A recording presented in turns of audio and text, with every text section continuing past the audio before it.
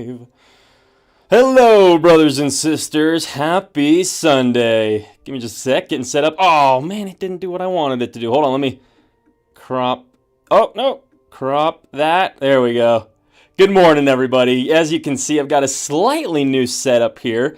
Got myself on a green screen so that I can move myself around and point at the things that I'm working with, and we'll figure out the technical difficulties as we go along. But real quick, just so I get off on a good foot here, if you are new, hello, my name is Landon Gus. I'm a big time RPG nerd. I love all of that kind of painting miniatures, playing games like Dungeons and Dragons or Morkborg, creative world building, all that stuff. And this channel, the Church of Doom, is about spreading the good word of that kind of stuff and helping you all, whether you are a veteran in one of those areas of the hobby or completely new.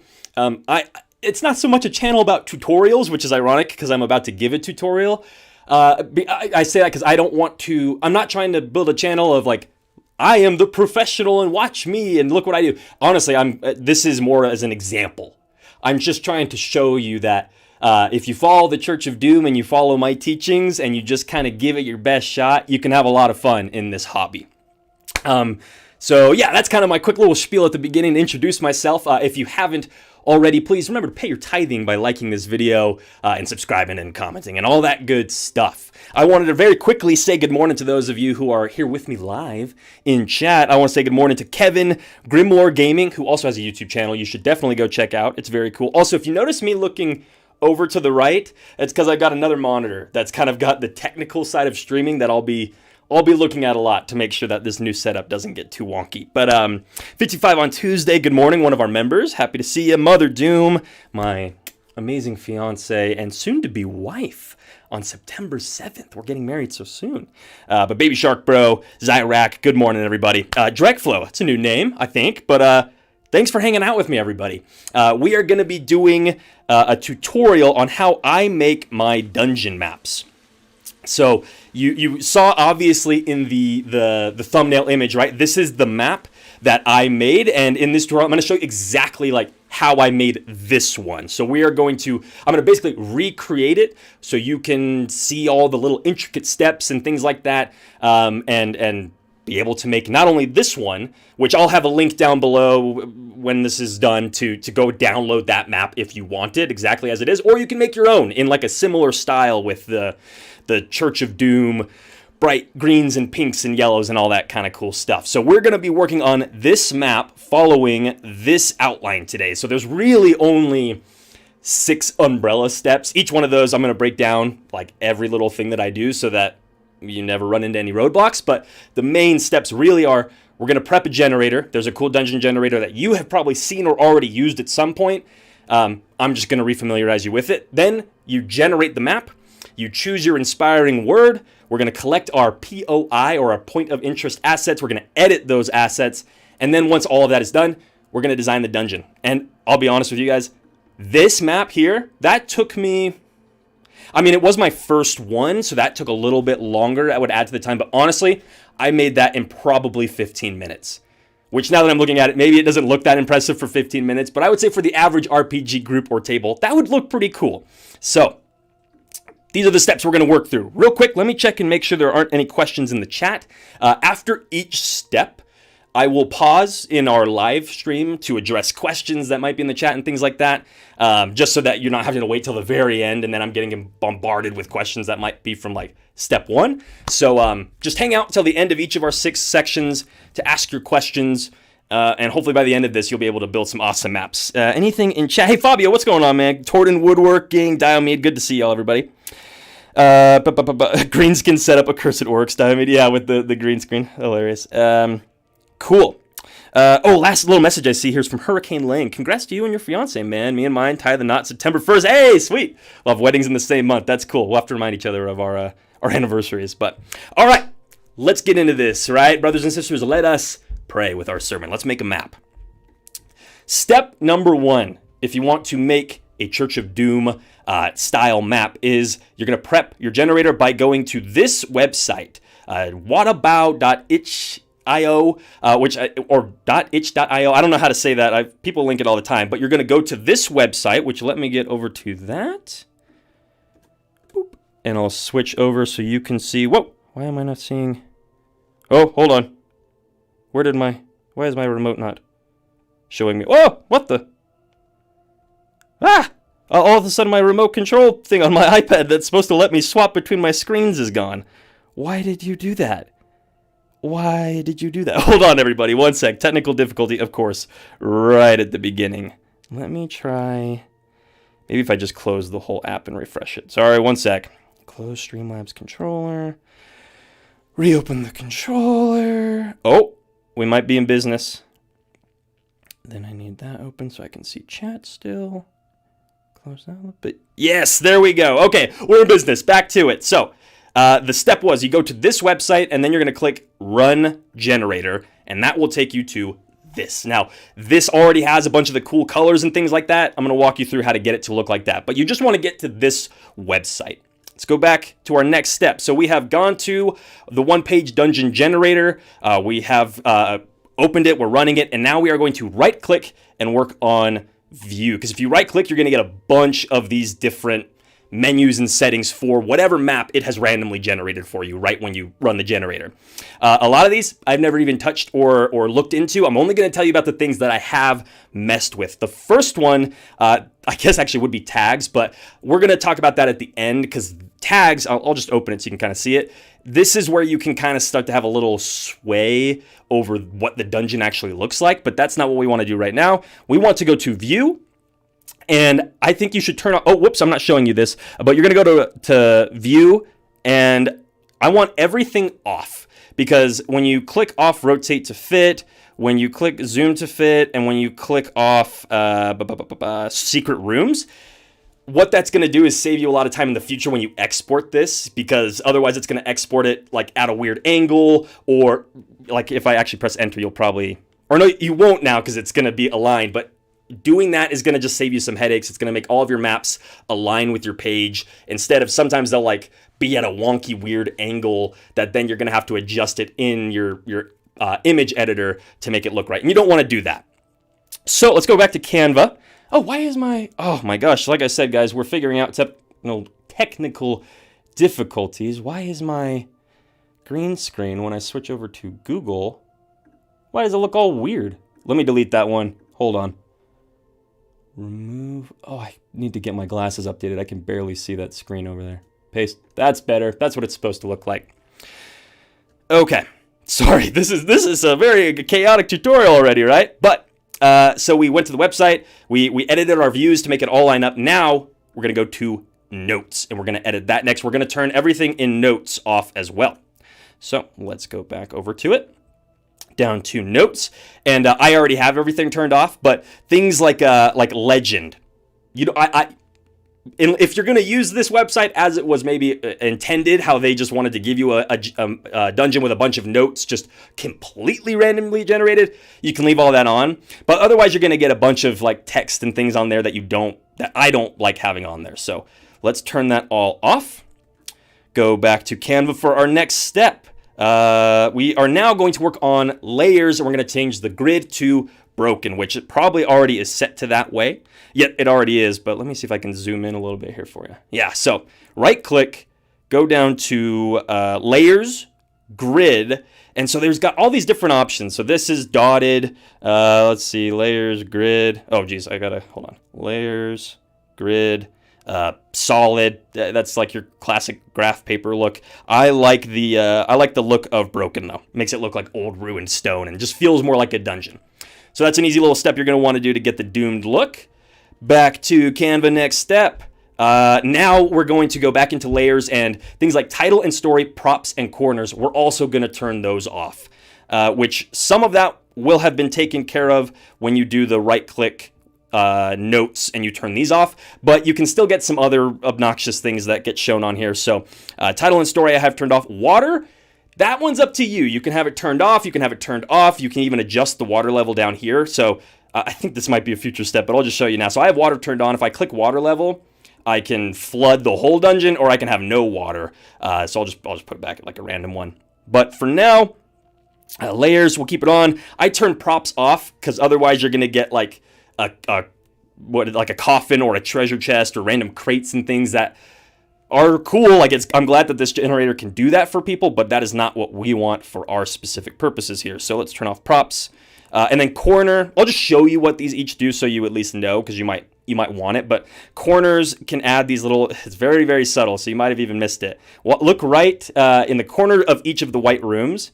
There's going to be a little feature that disappears. Layers. Boop. See how the little black kind of triangle's gone? So to me, I go back and forth on that one. I ended up deciding to just turn it off, but I don't think you could go wrong either way. And then I do leave the shadow on. That is like along the edges of the left and topmost wall of each room. Look at that area and watch what happens when I turn shadow off. It takes away that thin gray line and it flattens everything, which I actually don't like. I like that the shadow gives it a little more sense of depth. So we've adjusted all of those. Let's go back over into Canva, double check our steps. Tile and story is off, props are off, corners are off. Water, already showed you. You can adjust that as desired. And now color. This is where you're going to really like see it make the shift into the Church of Doom, or honestly Mork Borg style, right? That was totally ripped off of Mork Borg with their bright use of pink and yellow at first. But if you want to get that look, these are the color codes you're going to use. You're also going to be able to see it when I work on the map, so I'll just switch over real quick. Right click, you're going to go down to style, and then it's going to take you right into colors. This is on the slideshow that I was just showing you, so you can see these color codes here. You can also just pause the video and screenshot this, but if you want to make maps that look just like mine, those are the codes you need to use. So the pink color is FF09D. That is called, I think that's like the CMYK code or something. Or I don't know. It's like a number code thing that helps you work with gradients. I'm not an artist. I don't know exactly how that all works with the theory of it, but the green that I use is 00FF84. The water, I do the yellow color, FFCC00, and then the floor I keep white, which is all F, and then paper, the back or the paper background, I leave as black, which is going to be helpful and useful in a future step. So make sure you've got all those colors set how I've got them. Go back over into Canva. Anything left? Oh, and then the last thing, tags. This is where you can get as creative as you want with it. But let's go back over and show you what tags are. So close that. Let's also generate just a couple. Oh, that's a cool one. I like that one a lot, actually.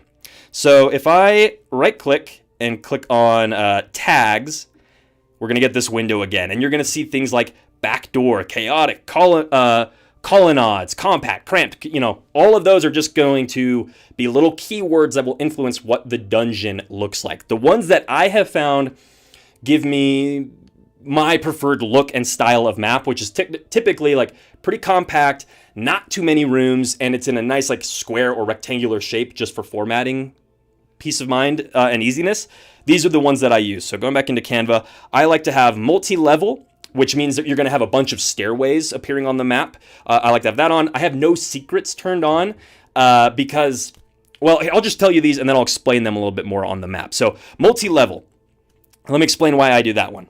Multi-level is what is going to give you multiple stairs. So see how we've got one there and there. Now this is kind of a lame example of a multi-level dungeon because it's kind of not. Like, really, there is only the one entryway, and this is more of like a non-Euclidean structure where you're going in this infinite loop that keeps getting elevation. Hopefully that makes sense. Or maybe that's like a drop-down. I guess that, like, this little ledge down here on the right, that might be like, I guess that could be a drop-off or something. But let's find a better example.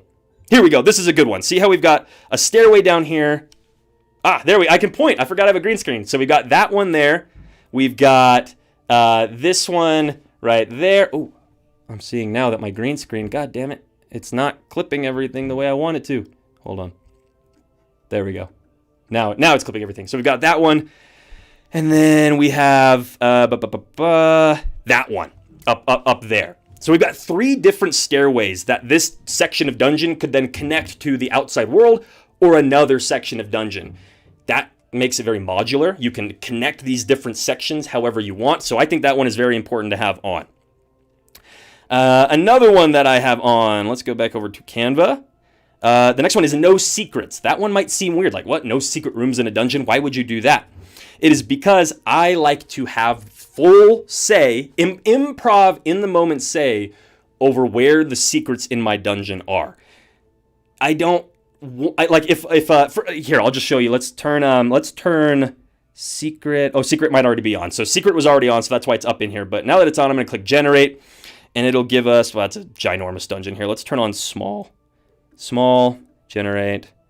Oh, what? Give me a dungeon with a secret room. Come on, are you really not going to give me a secret room? Oh my god. Do I have no secrets turned on or something? What the hell? Oh, this is so annoying. Of course it's not going to give me a secret room. Oh, you know why? I bet I know why. Because if I go into view, layers, or no, I had something where I turned them all off, I think. Style. Oh, I don't know. Anyways, I'll just have to tell you here. So let's say, for example, like this section of wall here, dividing that room, this one right here, if that was just solid wall, then when I am using this map at the table or in my VTT, I have to get kind of creative on how I hide this room from my players. But if I don't have that there, if I just can allow myself to put my secret room wherever I want, what if I instead wanted my secret room to branch off of here, right? If I wanted that, then I find like theater of the mind is where, like, secret rooms are best when you can do theater of the mind combats and descriptions. Because when the players are in here exploring this room, and just because one of the players takes interest in a random bookshelf that is on this wall, right? I have the freedom to just make up in the moment, oh, you know what? Yeah, I want a secret little alcove or a room hidden behind that wall where this bookshelf was. There wasn't one before, but there is now. That's the real value, I think, in improv secrets and hidden rooms. If they're on the map, it's hard to make that like a fun surprise or reward unpredictable player actions. Like, this is their only option if you want to stick to your map. So that's why I have no secrets turned off. Let's go back over into Canva and look at the next one. Small. This one's pretty straightforward. You'll get a sense of why I do small here when I show you. Let me show you what a dungeon looks like if I don't have small turned on and I have large turned on. These are well, that one's maybe a bad example, but some of these are way too big than you will ever need for a single section of dungeon. Is it fine? And do I think you should run a huge, big mega dungeon? Hell yeah, that's what I'm about to do with my new campaigns. But when I am going to map a section of dungeon, I don't want to map the entire dungeon all at once. That is so overwhelming. So I put on small, because now when I start generating my dungeons, those all feel a lot more accessible. And if I had multiple stairways turned on, then I can start connecting these smaller, more approachable sections of dungeon. And then I had one more that I turned on, which is winding. This one just gives the dungeon a cool winding look to it. Who'd have thought, right? But let's see if I can get a kind of a cool example of that. So this one obviously is very linear, but if I turn winding on and start generating, you're going to get lots of cool hallways that are going to just do what dungeons do best, which is lead in really odd, strange, unpredictable patterns. Now, you don't want to have it be so windy that you're wasting players' time, but I found if you didn't have winding turned on, you didn't get a lot of alternate routes or pathways through the dungeon. It was kind of like the room connects to the room by a doorway, which connects to the room by a doorway, which connects to the room by a doorway. With winding, you're going to get that cool sort of maze-like feel with the map. Okay, back to Canva. That is... Yes, okay, so that should have everything ready in the settings to prep your dungeons. And if I start pressing enter, yep, you're going to see, like, every dungeon I'm getting is in the style that I was requesting. Some of those are a little bigger than I would want, but that's fine. You can just regenerate and move on to the next batch. Okay, that is section or step 1, prepping the generator. Let's jump over into chat and see if there are any questions. Actually, can I bring this onto the screen? That would be kind of cool if I could. That'll be a thing for next week. I've got it right here in front of me. Any questions I need to answer right away? While you guys are asking those, actually, or dropping any you've got in chat, I'm going to grab a sip of my drink here. Put at the front of your message, make sure to put in quotes or brackets, question. That way I can just pull it out of chat. Otherwise, if there's kind of a couple messages, it's easy to miss them. So if you want your question answered, put it in brackets. I'll be right back.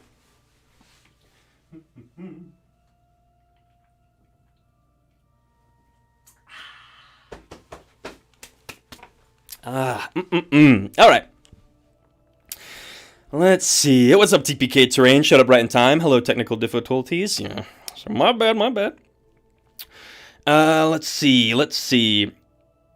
Kevin said, I've been meaning to look into Pathfinder. Mostly because, this might not be a map question, but let's just see what he said. Mostly because of the increased freedom I keep hearing of, as well as more languages known for players, which is perfect for someone who makes them, i.e. me. Kevin, that's true. That could be cool. I tried Pathfinder a little bit. I didn't find languages, came up in my campaign very much. I think any RPG you play, it doesn't matter how many languages they have in it. It could be an RPG built for languages. If your players do not care about languages, you're going to be banging your head against a wall. So, Kevin, you might just have more fun, honestly, pursuing your hobby of just making up languages and not trying to inject them into your campaign. But maybe your players are super into it. Grimlore said he stumbled upon this website via Sly Flourish. Good. MO said, Father, sorry I've sinned. I have not attended enough sermons.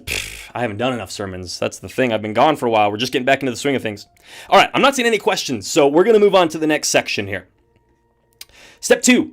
Generate the map. I don't even know if I'm going to need to do a lot of switching back and forth here between screens, so I might just explain these ones. So you can just press enter to generate as many new dungeons as you want. That's the easiest way to do it. I try and limit myself to no more than 1d12 map options, but I also don't ever have less than 4 typically. And honestly, this is something I do in all aspects of the hobby now, not just maps. I think having a little bit of variety is always great, but if you go way too far with it, we've got this random dungeon generator, this is getting dangerously close to some of the issues I ran in with AI image generators, where my hobby became this, just sitting and generating maps, right? That's not what we want to do. So if I haven't found, if I've generated, coming up on 12 maps and I haven't found one that I haven't picked one yet, I'm going to stop myself and basically make myself pick one that I've already generated.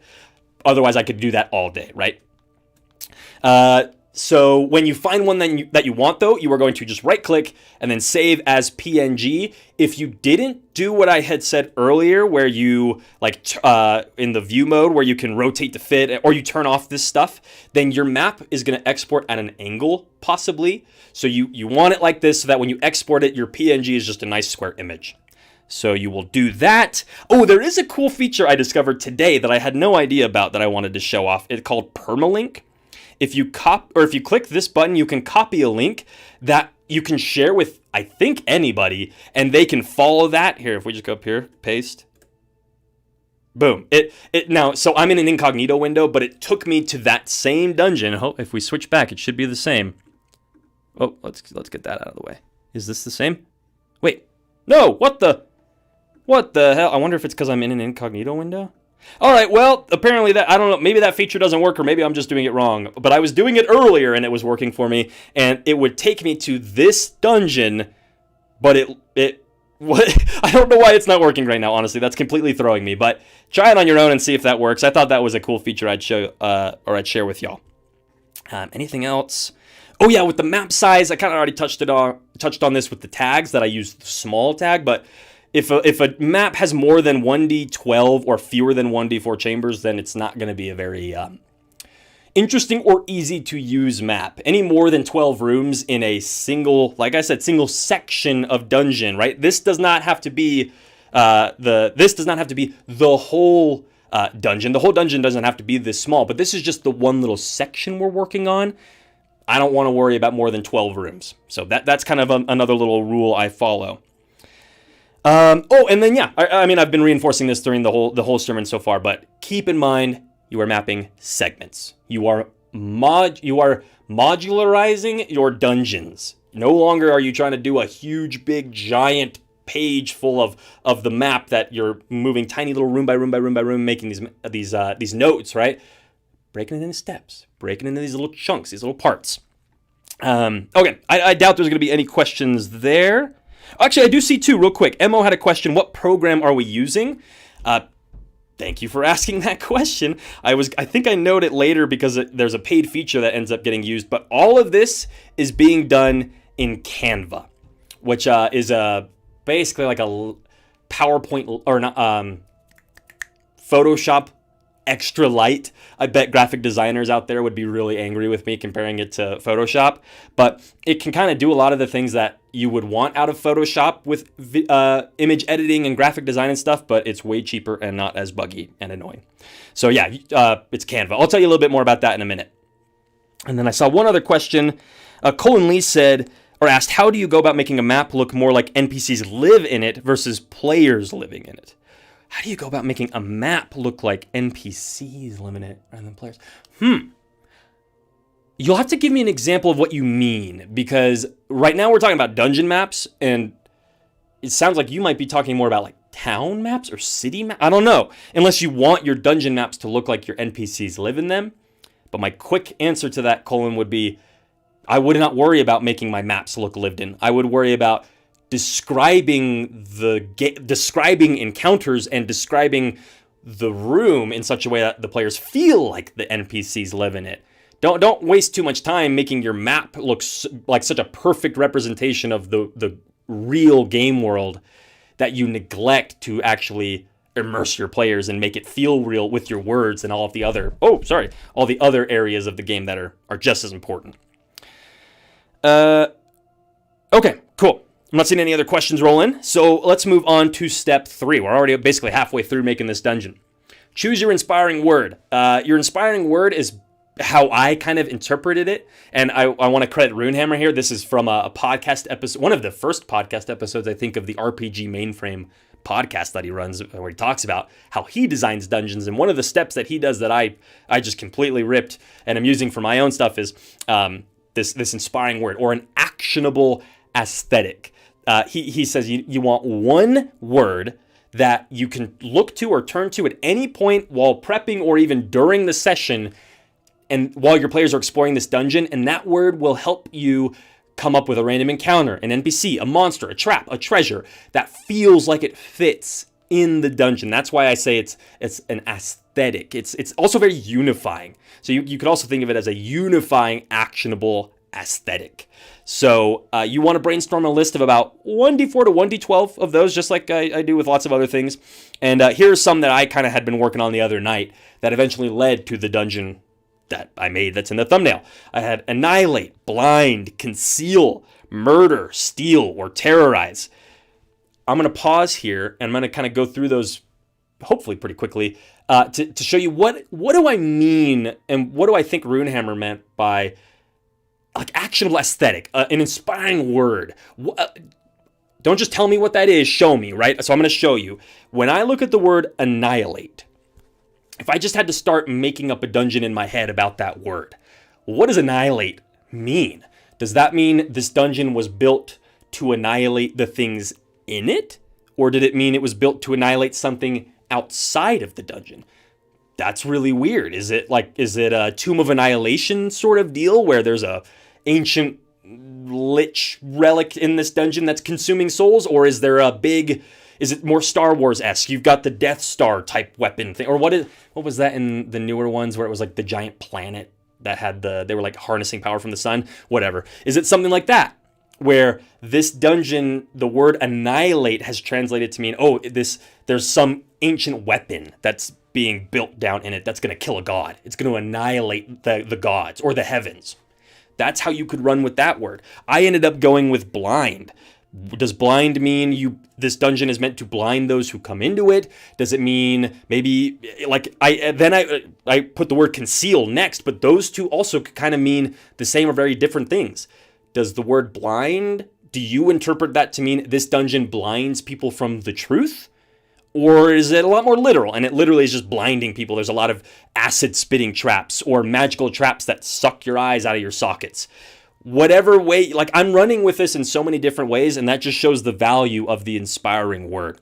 So I won't go through each of those because I think you're getting the point, but when you'll know you have a good word when you say it and encounters start jumping to mind immediately, or you go, that would be cool, that'll fit with this, or this theme matches this character's backstory really well. Like maybe one of the characters has a backstory as a gladiator, and this dungeon is all about like enslavement, right? It's like the fighting pits. So there's lots of manacles and forced fighting and fighting pits and things like that, and you can really hone in on that character memory.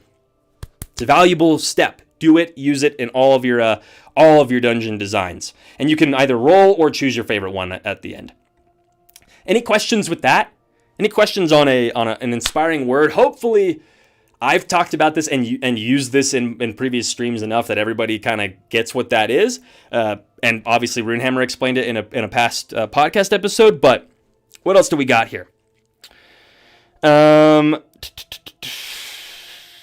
Grimlore is saying, clarifying for a previous question about making a map look like NPCs lived in it. He said maybe he's asking about seeding the map with objects visually via the program. Okay, if that's what you were asking, that step's coming up. So I'll show you. Kevin said, something that troubles me is the fact that I can't DM well at the moment. Lack of confidence, inexperienced, which is why I keep world building. I definitely can fall into the same bucket, and that's okay, Kevin. It's it's okay to feel that way. You don't have to feel like you don't have to be in the mindset to be a perfect GM or a great GM. Even I should stop saying. I don't even mean to say perfect. You don't even have to be in the mindset to be a good GM every single day. This is a creatively demanding hobby, and it is a hobby. So if you're not feeling up to it right now, that's okay. Take a week off, take a month off, whatever you got to do. But yeah, don't feel like you have to get it right now. Actually, in fact, right before this stream, Kevin, just solidarity, I was crazy anxious. I had to take one of my anxiety meds to calm myself down because I was so nervous about doing this perfectly and having it go well enough that it would be valuable to all of you. And I had to remind myself, and Aaron reminded me as well, I'm not doing this stream to get it perfect. I'm doing it to hang out with y'all and give you some valuable insights. So what's there to stress about, right? Yeah, Grimlore, exactly. Adding on, we all feel that way when we started. We all feel, we all are inexperienced. I still would consider myself, I've only been playing D&D in the RPG hobby for like 10 years. Other people have been playing it, they're 3 times as long as I've been alive. So there's plenty that I can still learn. So we're all beginners, so don't beat yourself up about that. Mo said, I'm creating a world for my players, and in this world there is a desert, and in that desert there is a tomb, and inside that tomb I want to have a time-sensitive room. I love how you got to that. Like the players need to haste inside a room because something is happening, and the room is filling with acid. Oh, is the room when I saw slowing, or did you say slowing, or did I just hear that in my head? Time-sensitive room. You're talking about a timer. Like the room is filling with sand, and if you don't get out in time, you die. I thought you meant this particular room in the dungeon had a time warping, and if you didn't have a haste spell to cast, you moved extra slow, which also I think it sounds like kind of a cool start to a room design. But yeah, MO is classic. You can't go wrong with that. All right, seeing that I'm not seeing really too many other questions rolling in, I'm gonna move on to step 4. Step 4 is to collect your point of interest assets. This is, besides actually making the dungeon map itself, this is where you start to, I think, have the most fun. This is where it actually gets cool. And I know that it feels like, I've been streaming for how long now? I've probably been giving this tutorial for about 30 minutes. And it feels like it took forever to get to this point. All of what I talked about goes very, very quickly if you're actually just sitting down and doing it. You get it done in a minute. I'm just rambling and dragging it out.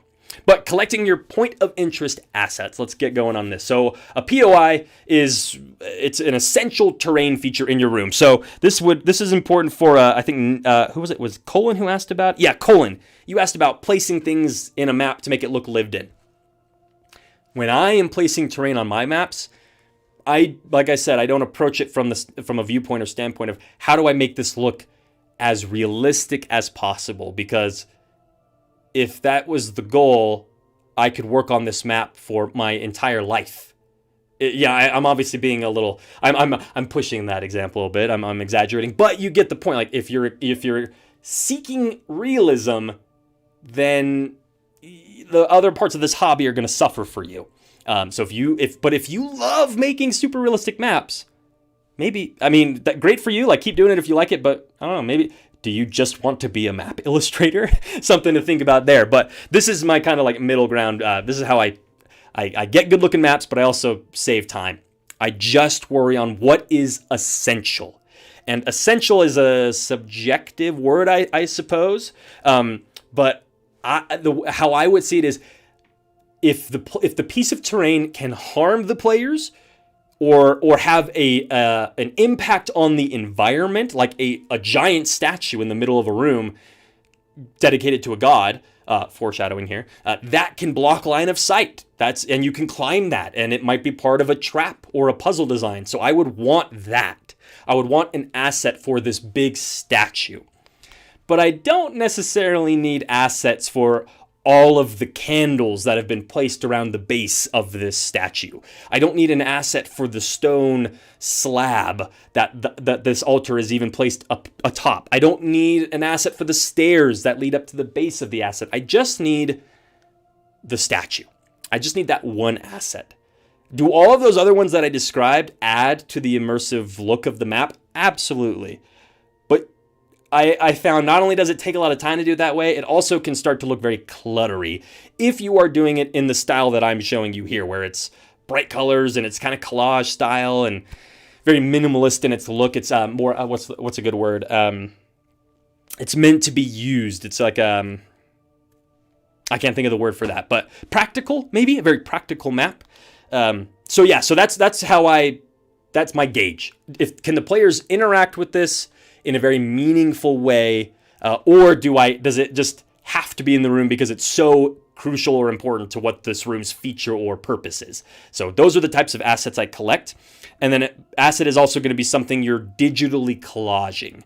So as you're looking at these as you're scouring, Google or Pinterest or Instagram or wherever you're going to go. I tend to use Google or Pinterest the most for this, but wherever you're looking, you're not looking for the most cool image or illustration possible. You're looking for the coolest subject matter. Or a good way to think about it is if you start looking up like museum items, curated museum collections, you know how they'll put it in a box and it's photographed with a pretty plain background? That's what you're looking for. It's not essential, but the closer your image is to that, the easier it's going to be to edit in the next step. So just keep that in mind. I kind of jumped ahead here on accident, but it's POI is an essential terrain feature. Asset is something you're going to digitally collage. So that's what a POI asset is. You can find them on Google. And then here we go. Getting myself caught back up. So this is where your inspiring word also comes back to help you. Mine was blind. So I knew I was going to want a lot of things with eyeballs and things that had to do with vision. That could have been mirrors. That could have been telescopes. It could have been an observatory. It could have been optical illusions. Like, there was a lot of ways I could go about collecting these assets. But ultimately, the ones I collected, I'll just show you real fast. These were some of the ones that I found that jumped out to me as whoa, that looks cool for a blind-themed dungeon map. This like lady with her eyes covered. This sort of angel sculpture that looks like the eyes are getting covered, or are they being opened? I like that ambiguity in this image. Is this angel being shown something, or are they being concealed something? I have an urchin in here just because if you've been following my channel at all, you know that urchin is the name of my world, and I use it in a lot of my designs lately. A cool Illuminati eye pyramid thing. That fits perfect. This door came after. It was an asset I added later on, so I'll explain that when we get to it. But then this cycloptic weird mammoth skull thing, or whatever this is. I think it's an elephant, but that also jumped out to me. So I keep bumping the mic. Got to get used to the setup. But that really jumped out to me as, whoa, that feels like something that fits in a dungeon themed around blindness. So you're just going to be saving all of these assets. You can copy and paste them directly into Canva. Like if you just right-click copy, boom, it's from Google over into Canva. You can do that, but I advise against it, and I'll explain why on our next step here. But for now, let's make sure we've got everything about our step 4 collecting POI assets. Reference your inspiring word. Museums have a great place to get them. I already talked about. And then, okay, last step. Why are we doing this? Why are we collecting these assets that are so crucial to the map and putting them on here? Why are we even bothering creating this style of map? Why do I think that this is valuable to you? It's because these are going to be things for your players to go and touch.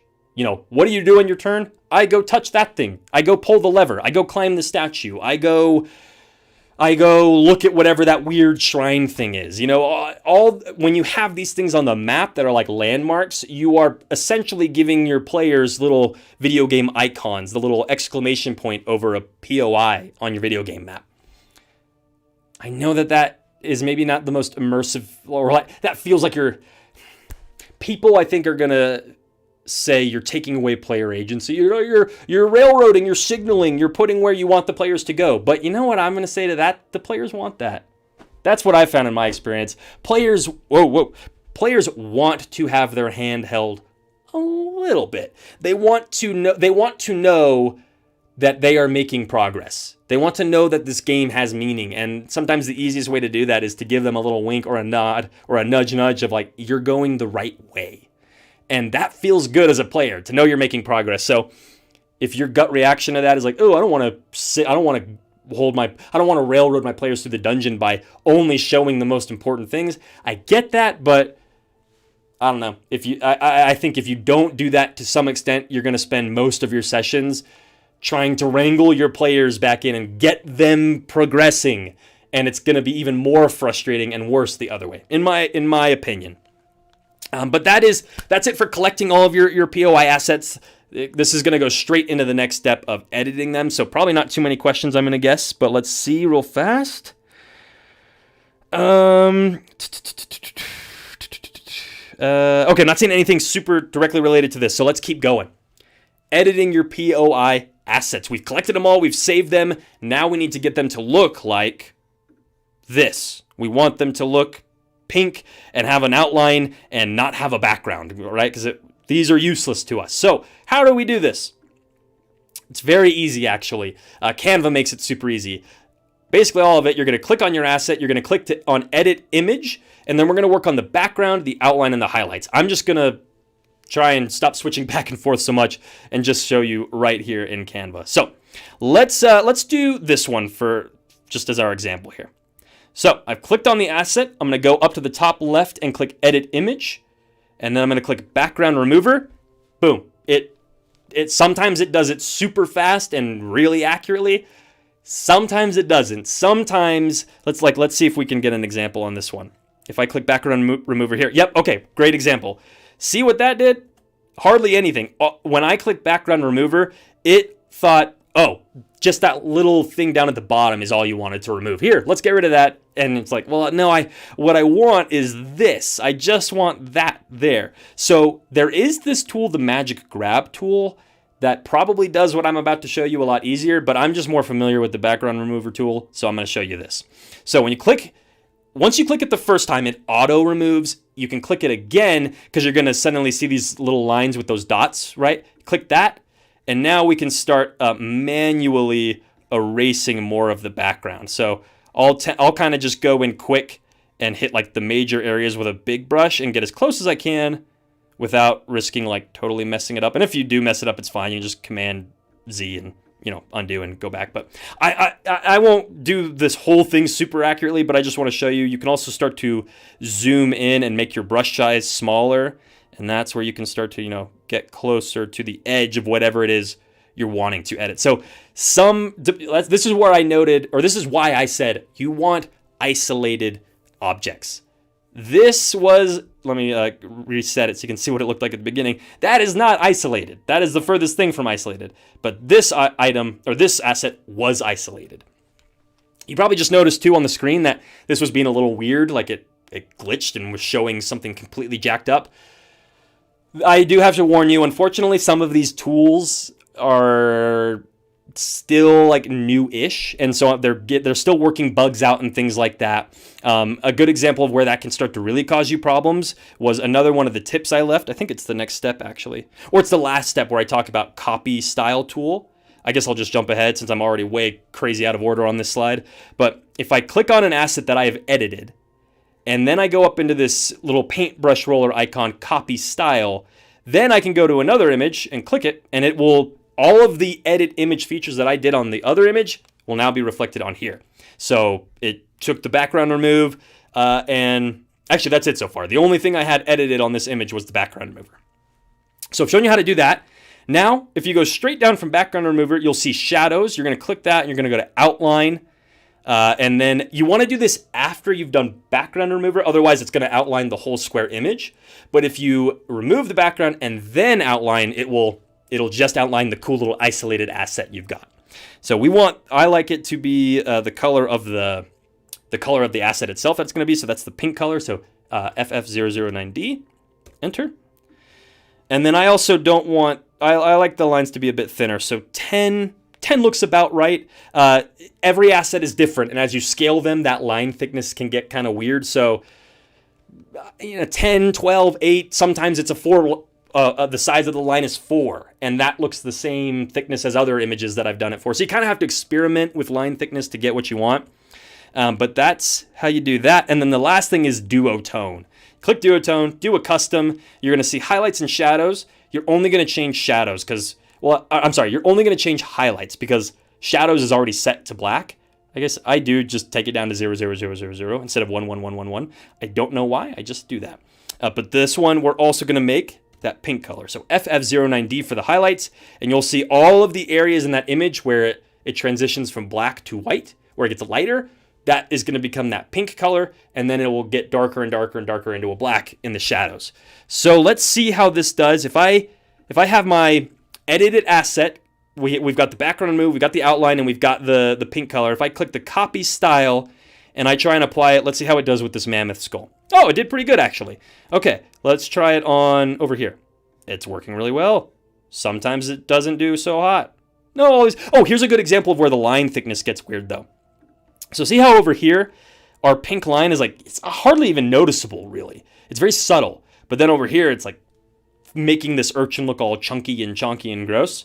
So we're going to want to go into edit image, go down to our shadows, go to our outline, and then bring that size down. And see 4 is pretty close to what I would want. 6 starts to feel a little too much, so I'm just going to go with 4. But since it's not really doing it here, I'll just tell you, sometimes if you copy style, if you try and copy style onto something that you've already removed a background from or something, it will just get totally thrown out of whack. And it will remove random parts of the image, or it will bring the background that you had already removed back.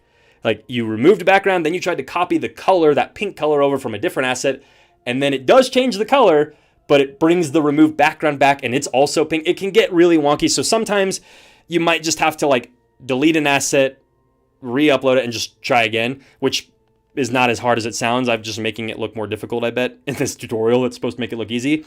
But if that happens, it's fine to get frustrated. I got frustrated too because it happened, but it's just going to happen. It will probably happen. But let's keep going here. Let's get all of these edited.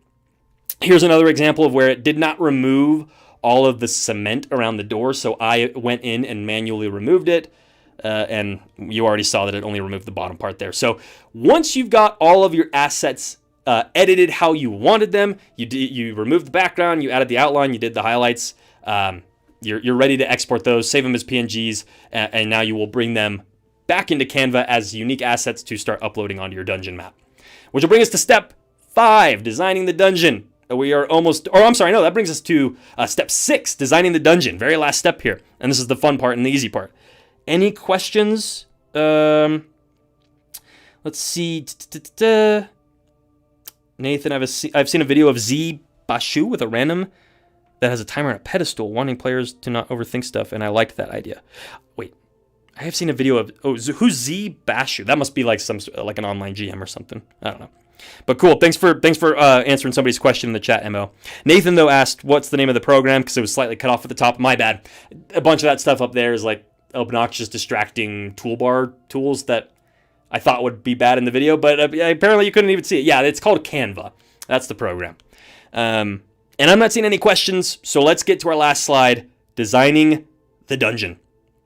Step 1, make your background color black, because you can see here, when I bring in my map asset, I uploaded it in Canva, it has the black background. Now you could set that to white in the dungeon editor website, but black is best. Just leave it at black, because you can also try and remove the background here in Canva, but I found that it messes with the green a lot for some reason. And unfortunately, I couldn't find a way to export the map as a PNG without a background color in the dungeon generator. Maybe there's a way to do that, but I just couldn't find one. So you bring the map in, it's got the black background, you change the background of the Canva canvas also to black, and now there you go. You don't have anything to worry about with that black. You can adjust the size of your dungeon as much as you want, and that won't be an issue. Okay, that's step one. Upload two, step two, upload your map PNG. Step three is upload, not copy paste your edited assets. Okay, this is important. If I copy paste some of these assets directly over, you can do that. It will be fine. But the problem is, what happens when you want to start exporting a blank map and some of these assets to use in like Owlbear Rodeo or Foundry VTT, right? What if you wanted to export a blank map into your VTT and then start using some of these assets on that so that you could layer them or hide some of them, with a fog of war thing, whatever. There's all sorts of features that you can't use if you just upload one static map image. So instead, what I like to do is take each of these. So I'll copy paste this one up at the very top in the menu. You can't really see it right now, but you're going to create a new project. Canva has hundreds of templates. I just use this one, the Instagram post square. It's 1080 by 1080 pixels. And now I will, this is obnoxious. This is not very fun, but it does save you time and headaches. I will copy paste each of my assets individually over into this. I do like a crop of their why am I blanking on the word? Their canvas size or whatever. And then once I've got that cropped down as much as I can, I get the image as big as I can. And then I export that lone isolated image as a PNG without any background. You're going to go up into share, download. PNG is already selected. Make sure you have transparent background. Otherwise, you'll get a square white background. You don't want that. Have that clicked and export it. Now, what you'll be able to do is upload these individual asset PNGs into Foundry and move them around like how I have them on here. If I was in Foundry and I was wanting to be able to move some of these angel statues, I need them to be separate files. It can't be one big image. So that's that step. So you've uploaded everything, you've got your map on there, the background's black. Now you're just going to place and move them as needed, and you are going to reuse, repurpose, and replicate assets as needed or as much as you want. So as you can see in this map, I had my hands over the eyes lady. I tossed her right in the middle as in my head, it was like a floor mural. Like she was looking up at the ceiling and you would walk across that to reach that Illuminati eye door that I put at the back of the room. Or that could be a big statue. It's whatever you want. But that's where having the ability to layer things is useful. Because if I wanted that to just be a floor mural, then I could put it on the bottommost layer so that all of the other assets of my tokens and things like that move over the top of it. Like, for example, let's see. There's not really a great way to show this. If I'll just pretend this is a mini. If I wanted to move it across that, great. Now it looks like it's the floor mural. But what if I wanted that to be a statue? And there's like a big statue in the middle of the floor. Then you can also layer it to be, we could layer that behind it. And now that does look like a statue that, you can get all that kind of forced perspective, which is really useful. So that's why it's important to do it as individual assets.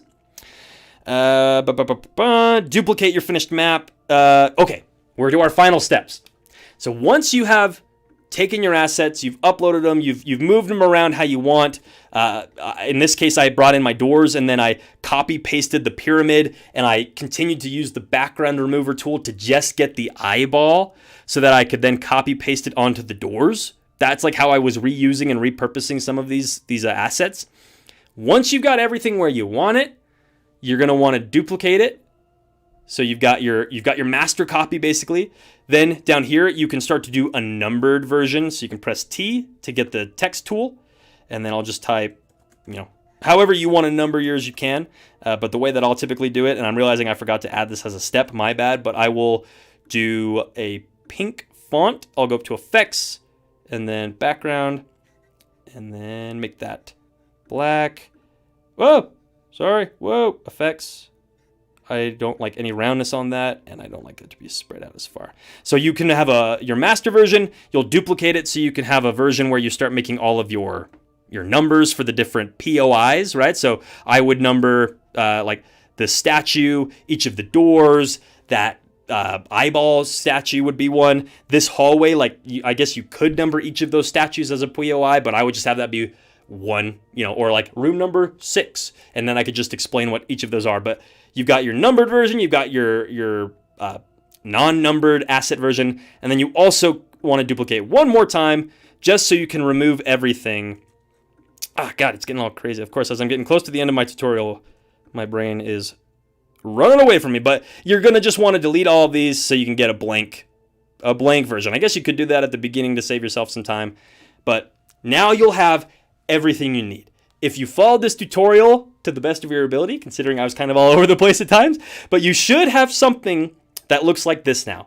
You've got a blank map, a master map with all of your assets placed. You've got one you've started numbering, and then you've also got a page down here with all your edited assets that you can start adding more to it, or combining them. Like, for example, let's just do a cool little random one. Let's say I decided, for whatever reason, these statues actually have a big demon skull coming out of it. Well, so to save me the annoying time that I would have to every time select both of these assets, right? Like either select one, shift, select other, or drag and select, which won't work once you start having a map that you've layered a bunch of things on. It's easiest to just group those, and now you've got one asset that you can more easily copy, paste, and move around. And when I click it, it's going to just select both of those. So little random helpful bit there at the end. But yeah, that's my tutorial. That is my doomed map making tutorial. God, I hope that was useful and made sense, and I followed my outline well. And I hope to start seeing maybe some other maps like this out there with some cool styles that you all create and share in the community. If you make them, use them however you want. Share them on Discord, put them on your own Instagram, use them in your sessions, put them in a published adventure. I don't care. I don't even care if you credit the Church of, like, and I took this from Morkborg, and I'm trying to share that's where I got it here. But I don't care. I don't care what you do with this information. I just hope you use it to make cool maps for whatever your hobby is, be it D&D or, like in my case, it's Morkborg, right? I've got some Morkborg campaigns coming up, which I guess actually I will take advantage of this opportunity to give a quick plug for my 2 different weekly Morkborg dungeon climb campaigns I've got coming up. So I'm really, really excited. This will be my first campaign with Morkborg, with that isn't, run with close friends and things like that. But all of the art, everything that I've been making and sharing on my socials is in preparation for these campaigns. Some of them already have folks signed up, like my Tuesday group. Yeah, my Tuesday group already has half of the seats filled, so 3 out of 6 players. So that one will start not this week, but the following, because I have a birthday thing this Tuesday. But yeah, if you're interested in playing in a game with me, or learning Morkborg, or just want to try out an RPG, you can check out the link to that. I think is in the description. It might not be actually, but if you go to startplaying.com, you can find this. I'll make sure I add it to the description of the video. But this is on my socials. You'll see me plugging this, so you can go check that out. You can also support the church over on, or the Church of Doom on Patreon. Got 800 posts on Patreon, 778 members. You can join for free, and if you join for free, every day I release something, or almost every day. It's kind of a daily sort of blog deal. But I release something called the Morning Ritual. It's just kind of a little blog update blurb on what I was working on the previous day, and the things I'm thinking about and what's coming up. So that's the best place to stay in the loop with the church is on Patreon, and you can do that for free. That's not a paid perk, but there are lots of other cool paid perks, like being able to download the map that we used today. That's posted on here, and I've been making some cool character sheets, and all of the minis that I make will eventually, are finding their way over onto Patreon. So all kinds of perks over there for anyone who wants to support the Church of Doom that way. But other than that, it's kind of all I got. So I'm going to hang out here with y'all and do a little bit of a Q&A, kind of social at the end. But for everybody else who's watching this later when I've edited it, thank you so much for watching. Let me know in the comments if there's things I can improve in the future, or if there's things that you would do differently, or just leave a comment to appease the algorithm gods. Whatever you want to do, I'd appreciate it. But we say these things in their unholy names. Amen. Whoo! All right, guys. Holy smokes. That felt very scrambled there at the end. I could tell my streamer brain was running away with me. But how did we feel about it? Is it was that helpful? Is that something that we're gonna try out and make maps for our games in the future? You guys got questions? Let's talk for a minute before I bounce. I've got some family stuff today that we'll be doing, but I got a little time to hang out with y'all. Mo said, "Father, is a YouTuber title of the video." Wait, animated D&D, the countdown. Oh, okay. I'll look it up. See you, Grimoire. Gotta go for a little bit. No worries. Thanks for hanging out with us for a while. Nathan said, "The Church of Doom. How do you go about creating a map for something specific? Do you just use theater of the mind, or just some simpler scribbles?" Good question. Depends on how specific you're wanting to get. Can you give me an example? It sounds like you probably have one in your mind of your campaign of like, I want a map for this specific thing. My answer, though, I think that could apply to kind of no matter what your specific context is I let the map dictate, or I let the map inspire my decisions about what that specific place is. Or another way to say that, God, I keep bumping this mic. The map precedes the brainstorming of what is in that map. Because if I try and start brainstorming before I have the map, then I have no guidelines. I have no rails. My mind, especially just with ADHD, my mind will go in a million different directions, and I'll spend all day working on this cool dungeon map. But then at the end of the day, I'll have either nothing to show for it, or I'll have something huge that is so unwieldy that I don't like it. So by taking a map, by generating the map and pasting it into Canva and saying, all right, this is what I have to work within. Though I just think that those artificial guides are very, very valuable and can also prevent something I've talked about a bit previously, the blank page syndrome. When you sit down and look at a blank page for whatever, be it I'm making a dungeon map, I'm prepping a session, I'm going to write a novel, I'm going to just draw a cool picture. If you sit down and look at a blank page, it is really, really hard to get that first word or image or whatever on the page. So having the map that I just copy paste in, it is the first thing that's on the page, and then stuff starts to flow a little bit easier. Cole and Lisa, would you ever use real flames as a trap? Would you ever use real flames as a trap? Are you talking about like on your table? Like if they had like a pit that had like a fire pit trap, would I put a little candle out to represent the flame?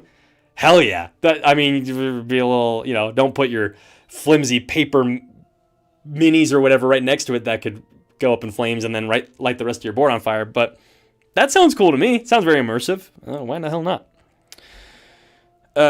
Nathan. Okay, here we go. Nathan said a train with a station, for example. Okay, Nathan. So unfortunately, I can't really help you in that area because something that I've been doing this year, especially, just honestly in the past month or so, with my RPG hobby, is just leaning into the stuff that I like.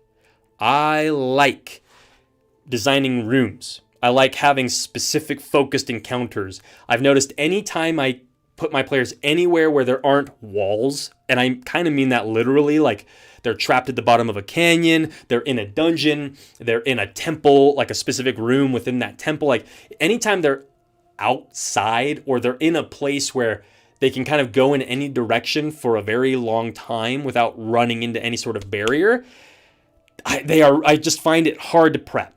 And for a while, I was just like, well, overland travel is such a big part of D&D. Oh, exploring big sprawling cities seems to be such a big part of D&D. Everybody else is doing it. I guess I have to too. Just recently, I've decided, nah, like I don't really like that stuff. Not that I have anything wrong with it, but it's just not fun to me to run or to play in. So, Nathan, when you said, well, if I wanted to create a dungeon for a train station, firstly, I'd say like, well, in my world, I don't really have train stations or worry. Like I really kind of am only worrying about maps in the dungeon because that's where the action happens. But obviously my world is going to have areas of overland travel at some point. And am I going to worry about maps for those? Probably not. It'll probably be theater of the mind. Especially like, unless you want a specific combat encounter to happen at that train station.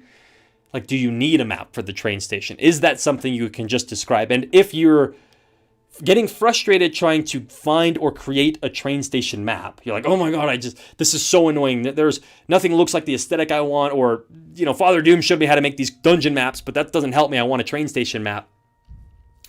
Maybe try asking yourself the question, can I move this encounter anywhere else? Does this encounter have to happen at the train station? And if it doesn't, then where else could you put it that might have some more interesting features or elements to the combat, right? And if it's not a combat encounter, then you really don't need the map. If you're only needing this train station scene to occur so that the players can meet with their patron right before they get on the train and they're delivered a message or something, then yeah, you don't need the map. So, okay, other questions. Zyrak, how do you use maps combined with Fog of War? Or do you just show the entire map from the start? Good question, Zyrak. So this map is going to be it's going to be one of my first times really using Fog of War. In the past, I haven't used it, but now with some of the slight adjustments I've been making of having these like square dungeon rooms that are very easy to just drag and drop a Fog of War rectangle over and then remove, like, yeah, I'm totally going to be doing Fog of War. In person, I guess you could just cut, like if you just printed this map and you put it on your table and you had your players are meeting at your house or whatever, you could just cut scraps of paper, I guess, and like put them over some of those other rooms. In your VTT, you're going to just have tools to do that. You'll have your Fog of War tool where you can drag a rectangle to hide something and then you click it and it's removed and it reveals it, right? There's so many other videos out there that will give you a better walkthrough of how you would do Fog of War exactly, but I will say maybe the best value I can give you in my answer to that question, Zyrak, is these maps are very easy to Fog of War, which is an added benefit because the rooms are mostly just squares. So all you're needing to do is drag these rectangles. So I'm excited to try out Fog of War, and I'll be reporting on that in the future, I'm sure. Any other questions? Zyrak, you had a second part to that question. Do you just show the entire map from the start? I don't think I ever would do that. Like, I might show this map. I might show, like, that whole section. As long as there was nothing, like, super, super surprising that I wanted to, like, have hidden. Oh, god damn it, I'm seeing that. Oh, the freaking green screen is the worst, man. I'll fix that for next time. But, I don't know. It's kind of a case-by-case scenario, too, of, like, will I Fog of War something or do I not? I don't know. But... wait, or is that what... I'm getting streamer brain. I don't even remember what the question was. If only there was something that VTT have built in real life. Papercraft? Or miniatures, I guess. Colin said, would you apply a memory system where a certain location and how to get there can be remembered for a certain amount of time? That's an interesting idea. How about this? Let me show you... well, actually, I don't have the maps here right in front of me. Super easy to get to, but I wouldn't worry about like a memory system or a memory mechanic. If anything, I would just have it be like an intelligence or a wisdom check. There you go. Like, I wouldn't reinvent the wheel, or I like as a player, that kind of sounds like a frustrating mechanic. Like, oh, I have to make checks or I have to keep track of where in this dungeon I remember to get to. Like, ugh, that doesn't sound very fun to me. But obviously the idea of getting lost in a dungeon getting lost in a dungeon is exciting, and that's a cool risk. So what I'm doing in my games is anytime they want to move from one segment of the dungeon to the next, and remember, this whole map, this is all one segment of a much bigger dungeon, the exact route and the path by which they get from this segment to the next is not mapped.